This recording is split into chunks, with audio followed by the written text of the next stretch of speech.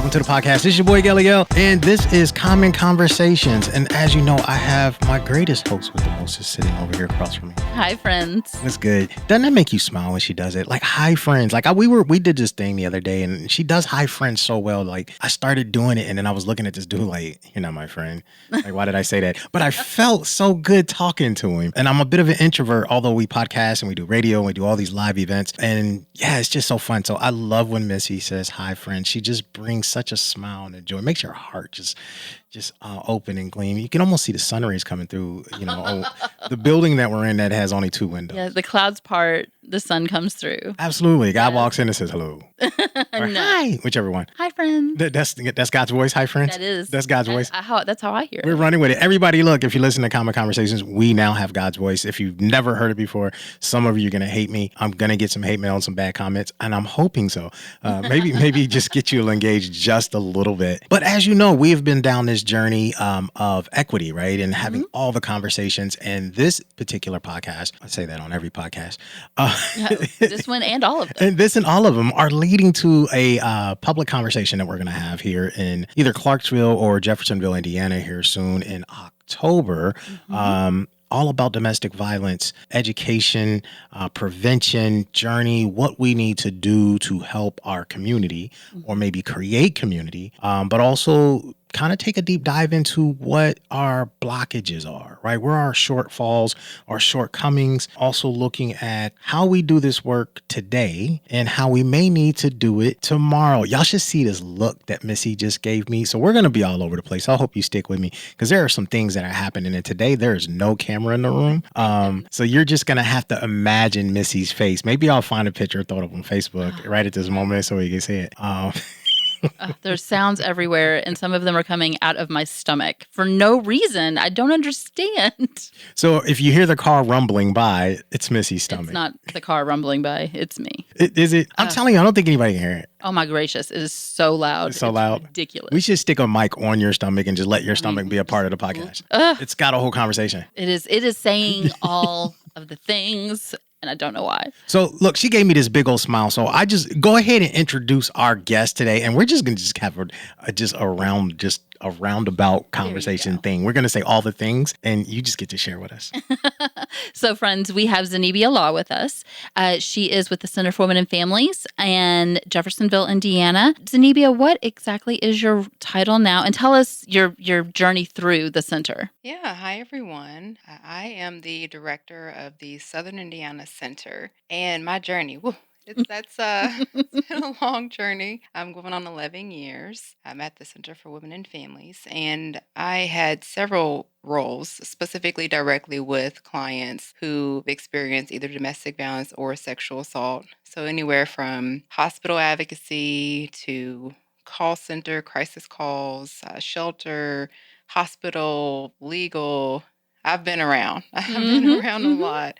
So that's kind of been my journey, is just figuring out what ways I can support someone. And now in a leadership role, I'm able to support in a different way. Thank you for that. So as a reminder to you listeners, and we just kind of discussed this with Zenebia, that this podcast believes that, the everyday individual who doesn't intersect these systems, who doesn't interact with these systems, has some beliefs about them. We believe, for instance, that if the help is needed, the help is there. And we believe that good things happen to good people. I want to talk a little with you about what you know about the systems as they exist, and what people believe about individuals who find themselves in need of your services. So before we got on mic, you mentioned that you've been in spaces and heard some really interesting things in your 11 years. And so I'd really like to explore that more. Tell us about what you have heard, and if we can name some of these beliefs that people hold, these deeply held but not always confronted beliefs, and just lay them out on the table, that maybe listeners, those are some beliefs that you hold, and let's learn something new together today and be brave in that. Let's be brave together. And if you feel this in your body somewhere, something that we say today, instead of judging yourself for that or pushing that away, let's ask that. Let's interrogate it. Let's ask deeper questions about why that felt that way for you.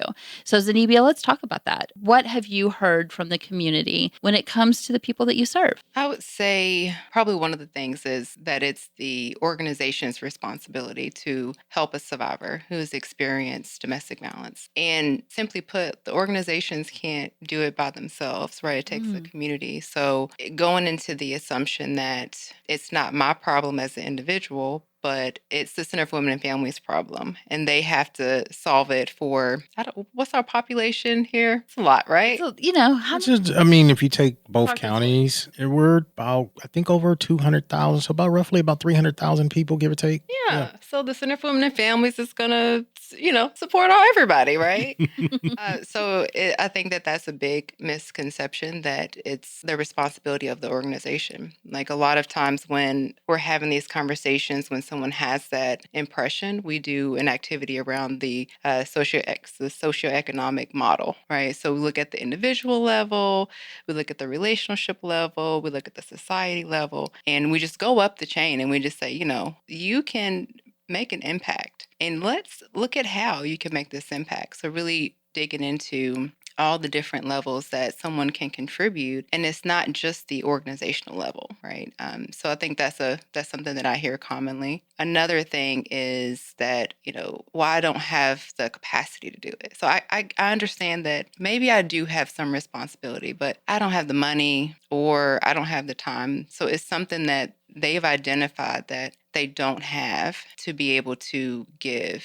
And what I say is, you don't have to give financially. You don't have to, work 40 hours plus volunteering, right? Like there's other things that you can do. There's always a way that you can be an advocate, whether that is you saying to someone who discloses to you, I believe you, or saying, you know what, I know a resource. I went through this training, or I was at this event and they were talking about domestic violence, and here's a card. It might be helpful for you to give them a call, right? So anybody can do a referral.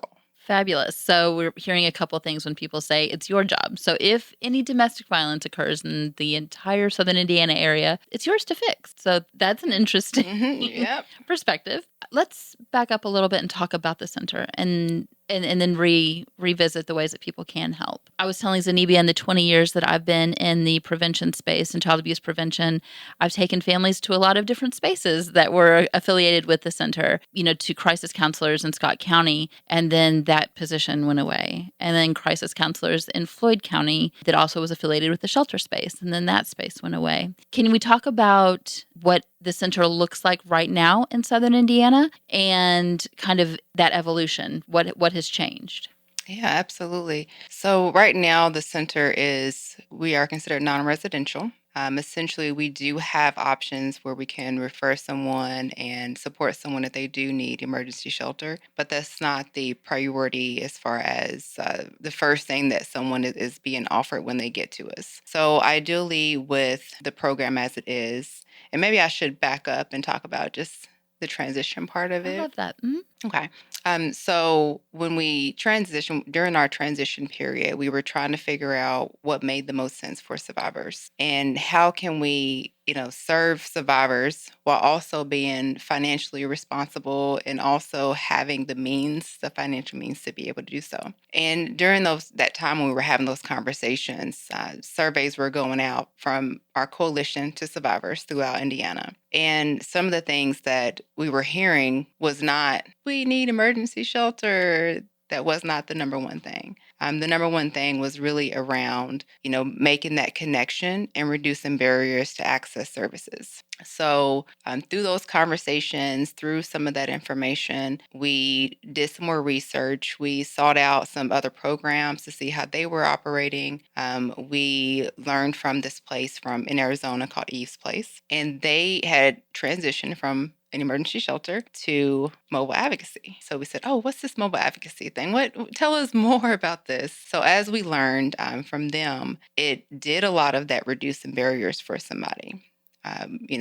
If you remember when we were on Charlestown Road in New Albany, Mm-hmm. We were in a location that did not have public transportation. Not at all. Yep. So we had people who struggled to get to us. And then, also we were kind of secluded. Mhm. So if we had someone who needed employment, it's more difficult for you to get employment when there's just a few jobs, right? And not a great space to walk from point A to point B with no sidewalks. Not at all. No sidewalks. We would have, survivors trying to walk that, and how it's dangerous, right? It's dangerous. So we had some barriers to access our services in that way. So with the mobile advocacy, again, that reduced some of those barriers. So we made the decision in 2018 that at the end of 2018 we would close shelter services, and that we would transition in 2019 into a mobile advocacy model. So we made that transition, and essentially we expanded our services and what we were able to do. So at this time, we're able to see more clients. When we were an emergency shelter, in order to qualify for those services, you had to have immediate safety concerns, which meant that if you were experiencing psychological abuse, financial abuse, abuse with privilege and the children, that you didn't technically qualify for emergency shelter, right? It was more of a, well, we'll listen to you, we'll talk to you about it, we'll try to support you like over the phone, those kind of things. But that long-term support for those things were not really happening. We didn't have the resources for it. A lot of funders at that time wanted to fund the shelter. So all the funding was being funneled into shelter programming, not necessarily outreach or anything to do with outside of shelter. So when we transitioned, again, like a lot of different things kind of lined up, and our coalition came out with the report kind of showing some of the statistics, what survivors were saying. And we moved into that model, and now we're able to, again, serve more people. Just to describe what mobile advocacy is, like we're literally able to meet them where they are.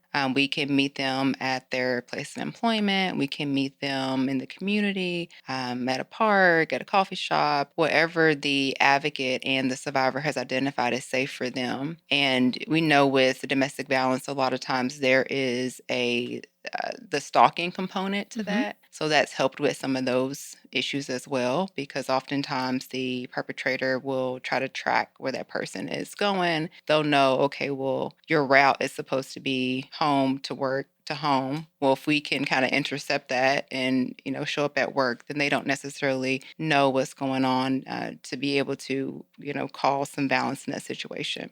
So we've been able to do things like that. We've been able to partner with other organizations, doing support groups and even support groups for our program as well. And then, of course, education, getting out into the community, because, at some point, I think, prevention has to be lifted up.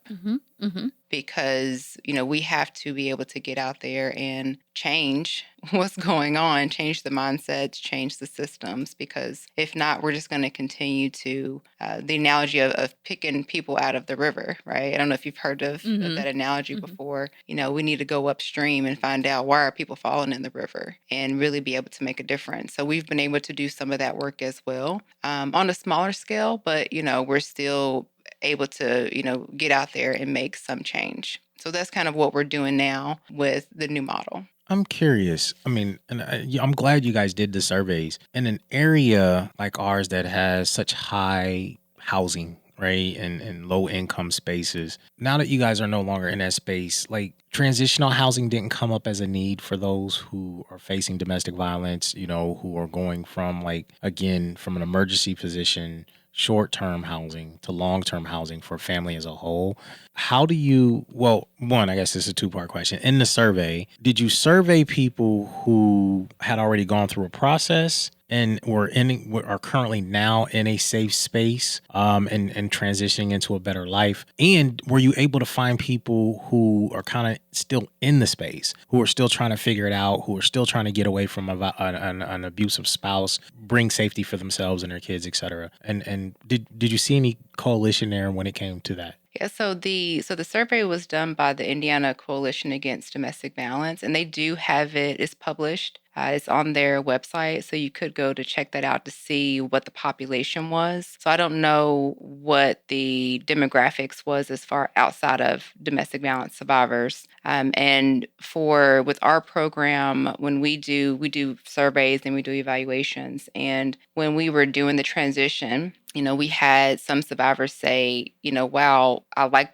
what you all are transitioning to because I would have preferred to have had support while I was still in the abusive relationship and not come to shelter, right? And we're like, yeah, like that's what we want too. So to hear that from a survivor was powerful in doing the transition, and then to continue to hear that, I was pulling our surveys just this recent. For some of our funders, and just seeing that survivors are saying things like, I don't know where I would have been. I was able to figure this out. I was able to get housing. I was able to do these different things that I don't know that I would have had the courage to be able to do. So I think it's kind of changing the frame, like our mind frame of who can we support before it gets to the worst situation. Okay. And I think with how we've looked at it as a movement, is we're focusing on the worst incident. But what we want to kind of reframe is, let's do something before it gets to that worst incident. So when we meet with people, and the way that we are communicating that to anyone who's receiving services, or if you know someone who's experiencing these things, they don't have to have a serious altercation in order to qualify for services. Like, get them services when they're questioning, is this a healthy relationship? Like, what? I don't feel comfortable. Like, maybe they're, calling me out of my name a lot, and maybe they're telling me what I should wear, and I don't know if that's okay. Talk to us, right? Give us a call, and we can like support some of that, and really talk that out with you, because ultimately, we're not telling anybody what to do. We're asking them, like, what do you want in your relationship? And what is healthy to you? Like, how does that make you feel when they're calling you out of your name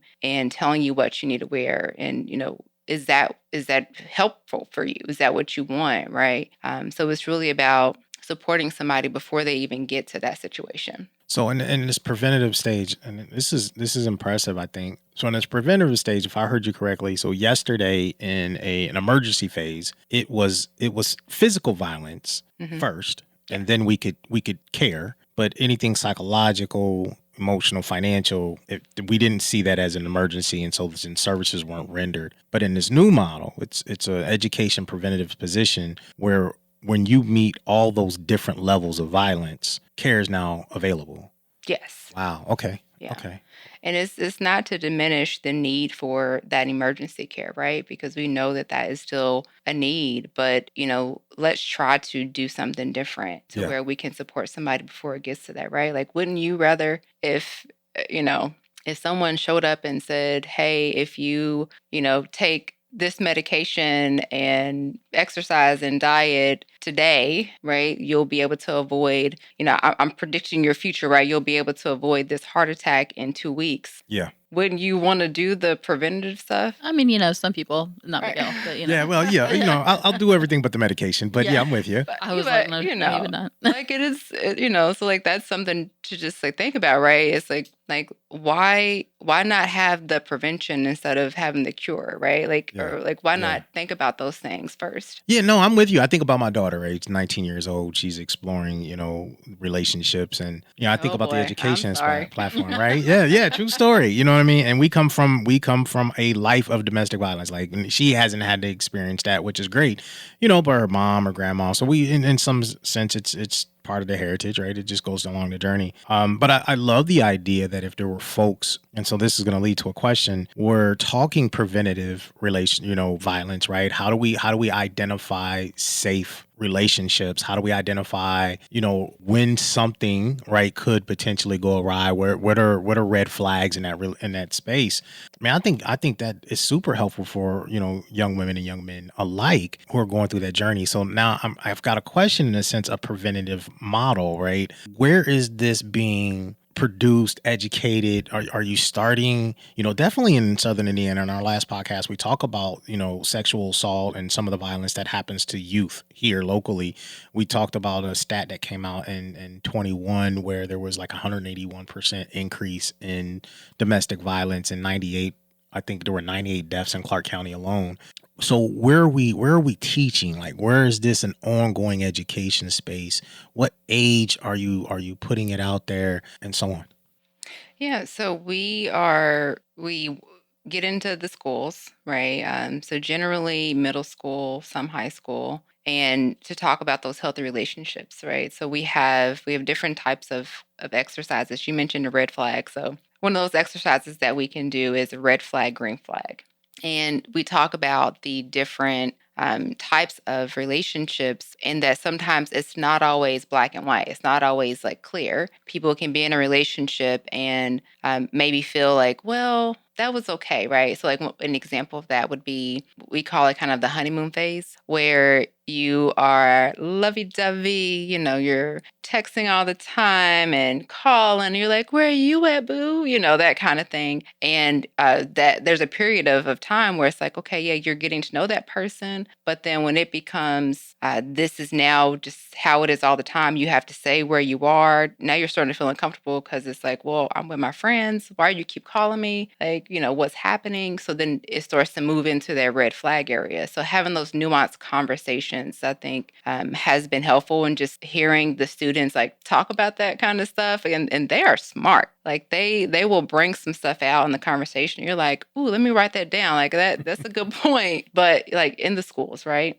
But again, like we talked about before the mics came on, about the community helping, right? We are still a small team. Like I have a team there's 9 of us, including me. And Mm-hmm. there's a lot of schools out there. There's a lot of things that need to happen in order to support the schools, right?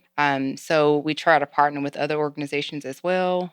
So like with Family and Children's Place, we partner with them to do school activities. And, I think it's important for organizations to also know that we are all in this together. So if it makes sense that the work that you're doing can contribute to, violence prevention in our community, let's partner and let's figure out like how we can get into the schools and be able to support that. Got you. So when we were talking about these changes that have occurred in, just the last 11 years that you've been there, but the last, 20, it all comes down to finances is what we kind of identified. That can you explain that? Was there more money before, or are we in a situation now that you are working on being equitable and making sure that your advocates are well compensated? How does that all work? Yeah. So I feel like every answer is always, it boils down to money. Yeah. Uh, Yes, but money though. yeah, it's like we could do all the great things, but if we don't have the money, we don't have the people, and we don't have the services, right? hmm So I think it's just that trickle effect. And so the way that we receive funding, so we have, government federal funding, right? We have the state and the local funding, and then we have local donors. So regular individuals who say, I'm gonna write a check for $100,000. Listener, if that's you, go ahead and write that check. So we have like those different levels of funders. So when we look at applying for these different funding sources and grants, they have stipulations on what they want, and the things that they need in order to give the money. So sometimes that means you pass up on that grant. Sometimes that means you don't qualify for that grant because you that's not the services that you're going to provide. And also sometimes, and just recently actually, and we went through this before, where some grants get just cut in general. So I don't know if you're familiar with the cuts that are happening right now with VOCA. We actually just talked about that with our last guest. So real quick, for a lot of people, they don't know what VOCA is. Can you explain what VOCA is? Oh man, I'm so used to talking in the acronyms. Right. Let's see, it's Victims of crime. Victims of Crime Act. Okay. And it's a federal fund Yes. that supports all the states. Yes. Is that correct? Yes. Okay. And so when they send money into Indiana, that gets trickled down through whatever county request? How does that work? Do you know? So the Indiana Criminal Justice Institute, they kind of, I don't know the real term for it, but they kind of own the distribution of those funds. Okay. Is that what you're asking? Yeah. Yeah. Yeah. So VOCA is one of the funds that they kind of own and hold. But the cuts occurred because some of the changes, like with our previous administration, and now we're continuing to see those cuts happen. Okay. And when those cuts happen, that impacts how we're doing our services, that impacts staffing, and it changes a lot. And it's not something that just happens randomly. It continues to happen. We've had major cuts since I've been in this work 3 times. Mm-hmm. Mm-hmm. And it's impacted just everything. Like when I was first here, it was a major impact to shelter. There were some shelter cuts that took place, and that again kind of contributes to the financial scope of how we're operating things. And I think that that's such an important perspective to know that every time these cuts happen, and it's something I really wanted to name in the conversation with you. I know Healthy Families experience these cuts, and I wanted to say it was around the same time. It was like 11, 12 years ago. And it was a situation that before that, we were able to provide services to way more families. But not only that, families of all economic like all income levels, and those cuts happened, and it drastically changed the number of families that could be served in the area, but also it really limited now families only 250% of poverty and below. Yeah, so you are narrowing your Mhm. population, and people get frustrated, Yeah. and they blame you for what you're not able to do now. Yeah. And I think as someone in the service provider community, I'd say, yeah, the rhetoric was the center is not doing this. Mhm. The center is not supporting Yep. people in this way. And what is not being seen is if you keep cutting our funding, Mhm. what do you expect us to do? Yeah. It's like you have to reprioritize, right? And I hate using this phrase, but like the biggest bang for your buck, you know. I wish I That's had a better exactly one. how we looked at it too. Yeah. And so it's like really figuring out like how can do you need a restructure? Do you need, and we don't want to lay people off, right? Mm-hmm. And we talked earlier about the fact that advocates, like social service, they don't get paid enough. No, no. They don't. They don't get paid enough for what they do. And, so trying to maintain services can be challenging when funding is getting cut. So, as someone who is going to end up being a 2-part question, I think. But for someone who has been on the ground, boots on the ground, involved, direct work, and now someone who is in leadership, understanding that there's this cycle of cuts that are happening industry wide, right, specific to DV or interpersonal violence, was this one of the reasons that you all decided to shift to a preventative model? Does that help in these financial gaps? And then is there an advocate or lobbyist, either at the state or local or even at the Fed level, who advocates for the state of Indiana and its needs? Yes. Yes. So a part of that decision was understanding the finances, right? And the transition that, how things were going, it wasn't sustainable, right? So figuring out, okay, what, again, that biggest bang for the buck, right? And that's when we did the research to figure out, okay, like what are survivors saying? Okay, well, survivors are saying this. So how can we implement that? What does that look like? Okay, so what programs have already started to think in this way? So reaching out to those programs and getting, getting a consultation with them, and then making the hard decision to kind of change the way of life, right? Like the way of life of how we were operating before. So money is always some piece of the puzzle. And then when it comes to the advocating, so we're members of the Indiana Coalition Against Domestic Violence and the Indiana Coalition to End Sexual Assault and Human Trafficking. So both of them they do some lobbying, and they're able to kind of advocate for us. So they advocate for an increase. They advocate for the different laws that are coming out that are going to impact our impact survivors and our services as providers. So they're asking us like, okay, what are you seeing? What are you hearing? And then they're able to advocate for us because we have some limitations as far as what we can do as a nonprofit. Some of the legal ramifications around that we're not able to do any of the lobbying ourselves. Got you. Thank you. So, man, that's a bit. Like it's a complex web. Like, so when you hear like Missy and I are constantly talking about the void of services or the void of opportunity, and sometimes being on the outside looking, and you're like, man, why are we not doing this? Now this is kind of a baseline of why we can't or why we shouldn't be. But understand that models have to change. And I think a lot of businesses, nonprofit or otherwise, realize that coming out of COVID. But you're saying this is something that's systemic in a sense of a constant depletion of revenue or opportunities for funding. And I wonder now what that model looks like 3 or 4 years going down the road with the next cycle of administration that's going to come through. Is there any way to predict that? You know, if you figure out a way, you let me know because Okay. I think how we've been kind of just taught to look at is that there will always be a cut coming. Wow. Right, that will give like funding will happen, funding will come, and then expect some cuts to happen because things are going to shift and change, whether that's the federal level or on the state level, right? And then you have to think about even like with the state level, your stomach's still growling. God help us. God help us. She's got something to say. She does, yes. Like even at that state level, right? Like other organizations, like we don't talk about federal too. We don't talk about. It's competitive. We're competing for it. So that's another question. Yeah. Who in this area, I mean, we don't want to name people because we don't want to empower anyone, but like, I don't think also that people realize that when you put out things, they're called RFPs, or requests for proposals. It's a real dumb way to do things. But when you put out these RFPs and you're asking people to bid and to compete for this money, it creates a situation where you can't get out of your silos. You can't work together and reach across the aisle and say, hey, what are your barriers? See if we can overcome those, because you can't show your weakness. You can't show your back to someone who's coming for you.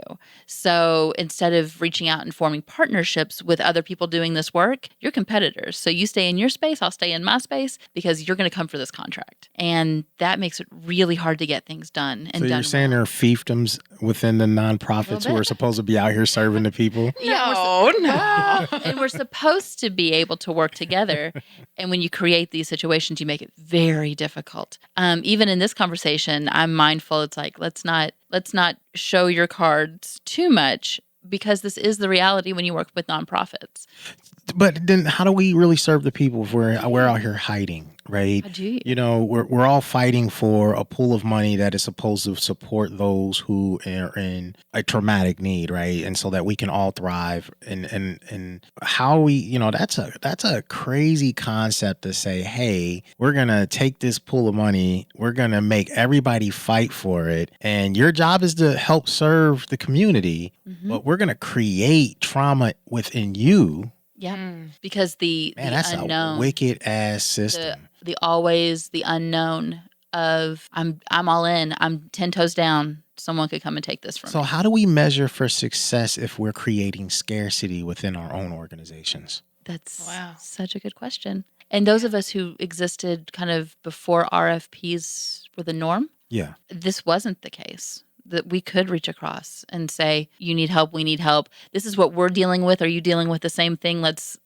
give some feedback and say, we've tried this, it didn't work. What have you tried? We could have those conversations. Yeah. And when we start competing, everything changes. So, and I know this is probably not the right question for this space, but I'm going to ask it anyway. So if we have institutions that are serving our community, but they're not actually doing the work, they're getting the money, they're getting access to resources, but they're not distributing the resources accordingly to the greater mission, right? And that is to support and help people who are facing some degree of obstacle within the spaces. What is stopping us from naming them? So that's what the RFP is really there to and designed to fix. It's designed to fix those who are not doing the work effectively, that when they do their RFP process, you should be able to see that in their numbers, and they're reporting out, and how, the model that they say that they're using, that should show itself. And that's the hope. Now, whether or not that's happening, because I'm not on the other side scoring these things, and that's how you do it with an RFP. You score the applications. They get points for each thing. If it's a woman-owned business or a minority-owned business, you get so many points. We jumping on that bandwagon. We already know that that's a shitstorm. Yeah, we've talked about that. Sorry, whoever's listening, y'all already know I cuss, and she hit the trigger.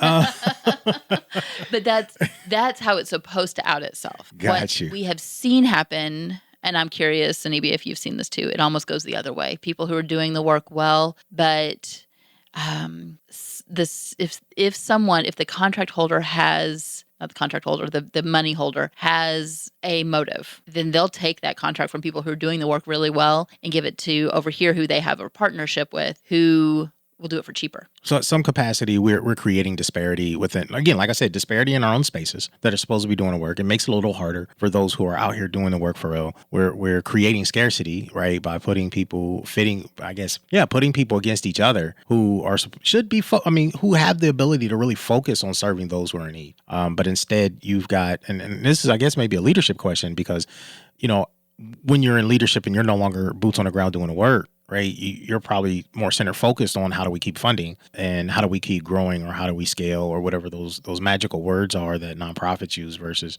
others. But then your folks on the ground are probably feeling the pain of depletion, so to speak, right? Both morally, financially. And man, I do wonder like how that also feeds back to the community that we're serving. I think that is like one of the conversations we had before we went on mic is when people, and we mentioned this in our last conversation too, when people who do this work and they do it with a passion are said, that is your compensation, that you get to go home and say, I made a difference and therefore I can pay you nothing. Yeah. And when the people that you serve either make the same as or more than you, you're like, I also feel the same pain that you do and do not know how to help you effectively because I am in the same boat. And so that's also part of it, is when you start cutting these funds, you are cutting the pay of the people who are doing the work, and therefore you're demoralizing them in that way. And you are creating situations where transference can happen because they're like, I also feel that pain. And or they don't stick around, and we have that high turnover because,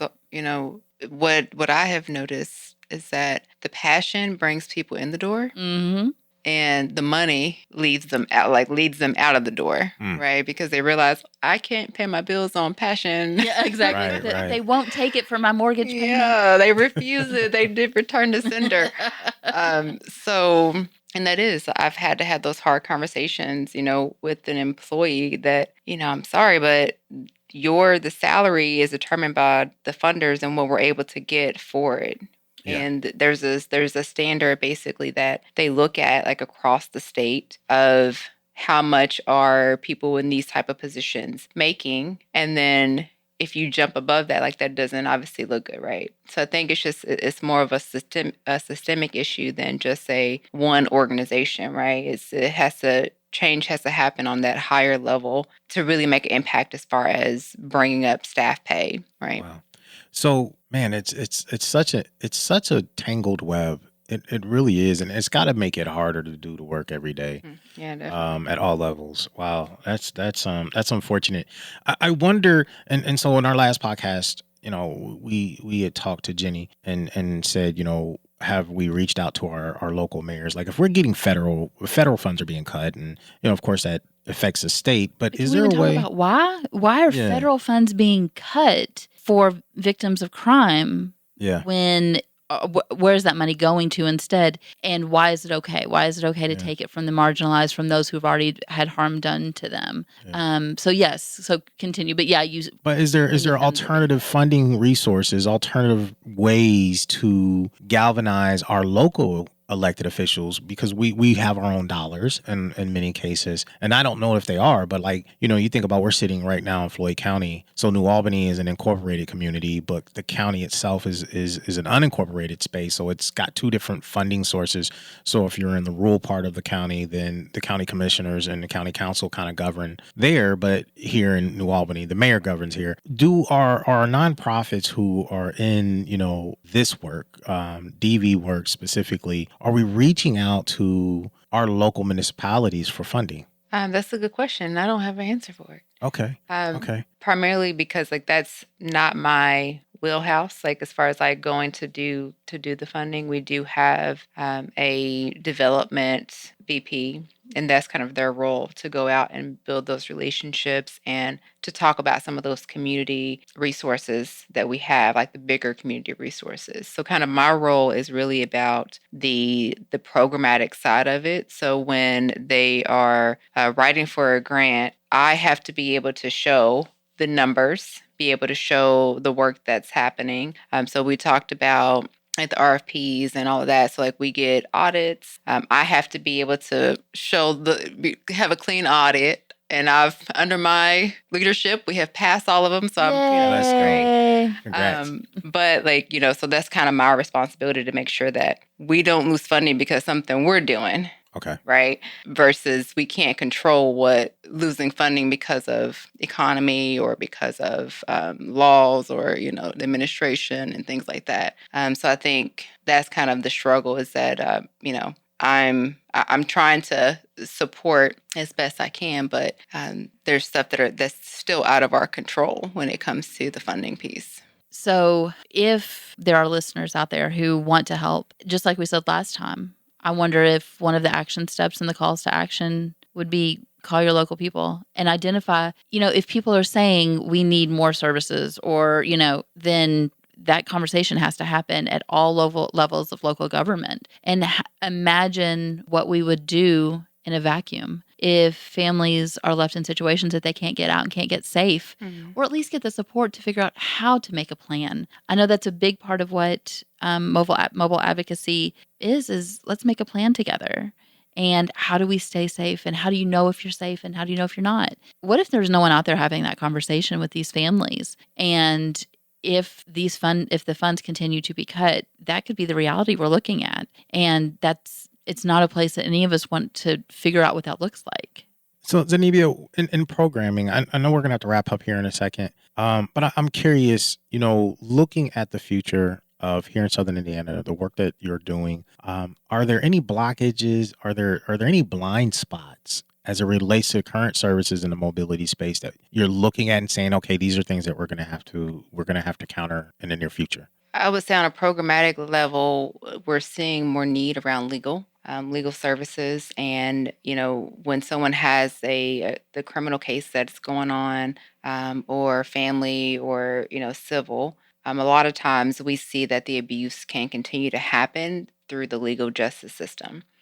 Maybe the person who's causing harm, perpetrator, the abuser, that they have the financial means to hire an attorney, right? So that's an example of that. So, we're seeing more of that need. And then just in general, I would say the permanent housing, so the affordable housing. I don't know about you, but I drive around the city and I see so many houses, so many like apartments going up, and I'm just like, are they affordable, right? Can any of the people who we serve afford these? And I think that is something that's also missing is having the affordable housing, because if we're working with people before they actually would even get to the place of needing emergency shelter, they're going to need affordable housing. They're going to need to be able to, get into a place to be able to sustain that.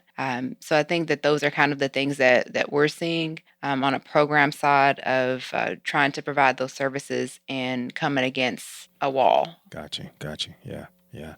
Something that we're all going to have to take a look at. I just on the housing piece, we were looking at houses over by the mayor's office in that area, and there's a house over there. It's 700 square feet. It's 3-bedroom. I don't know how that's possible. And it's selling for $176,000 a year. And I said, wow. And so then we looked up the proper, the rent correlation to that. And I was like, that's $1,200 to $1,300 a month in rent that they would be paying. And I remember living in New Jersey, in 2001. And for a 900 square foot apartment, my rent was $1,200. Well, and that makes sense right outside of Manhattan because literally we were right outside of Hoboken.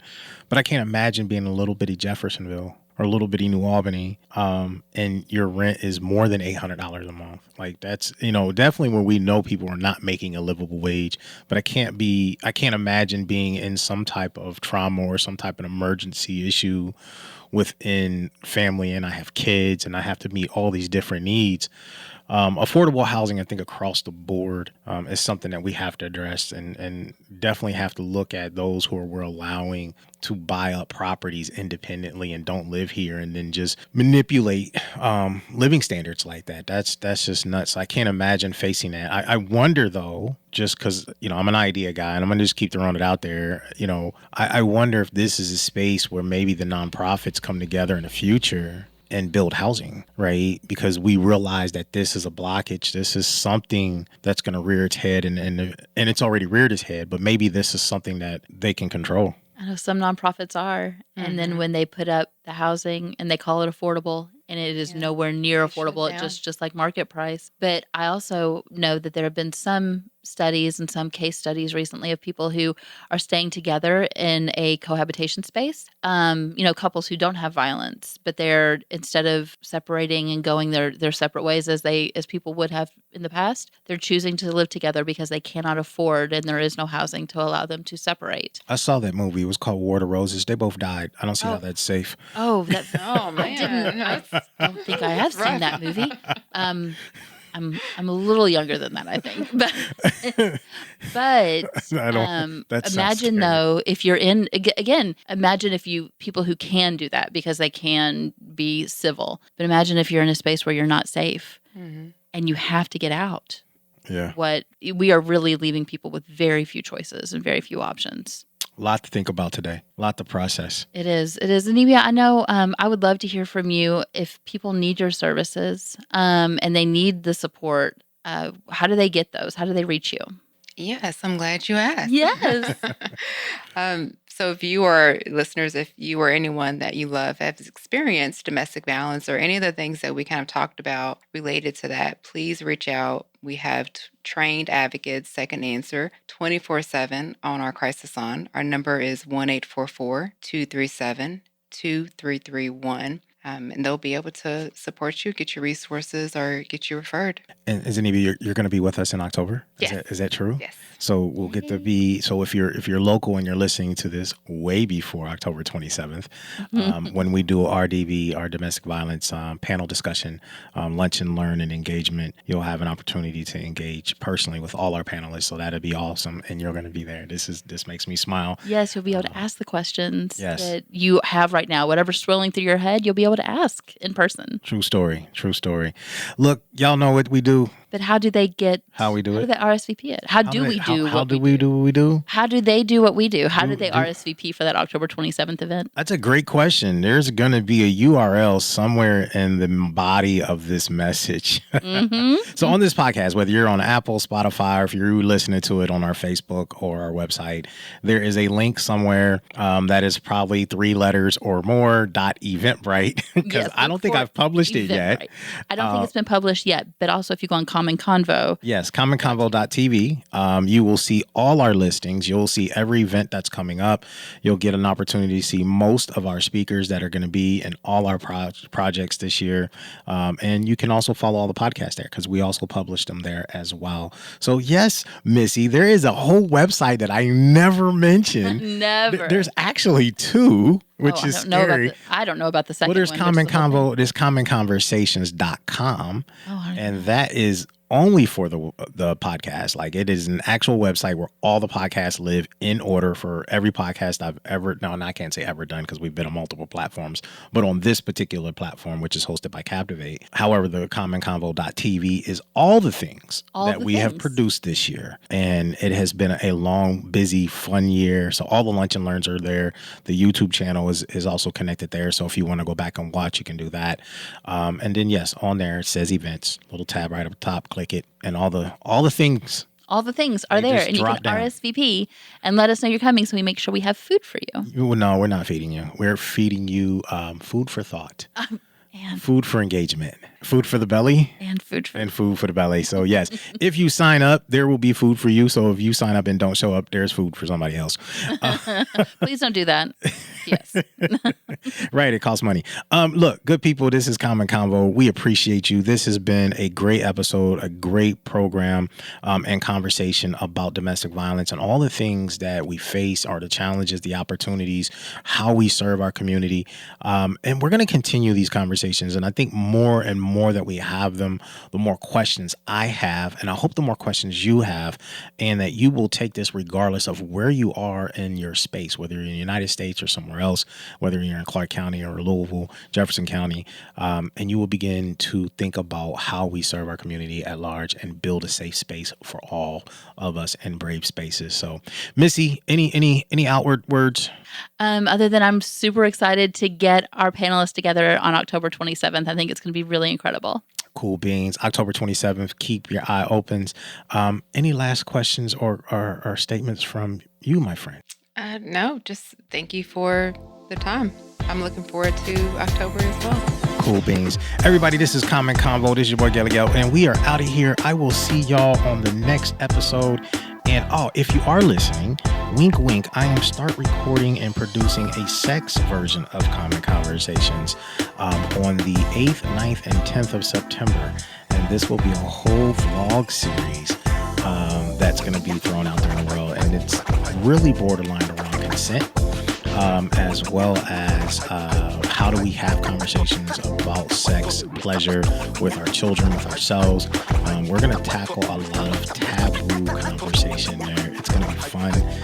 We're going to do roughly 10 episodes.